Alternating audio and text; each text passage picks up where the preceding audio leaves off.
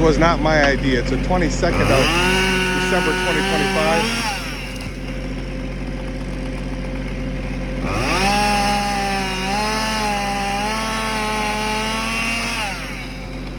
Sure, this is OSHA approved.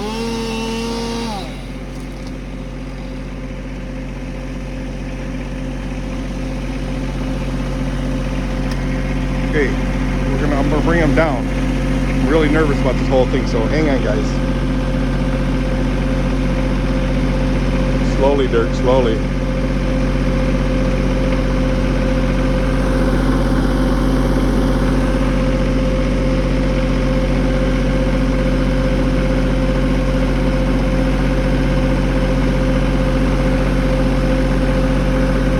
Tom Miller up on the bucket of this crazy tractor.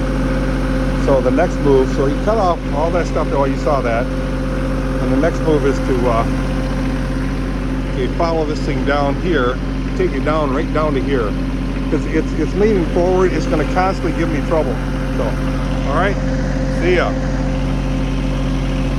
Yeehaw.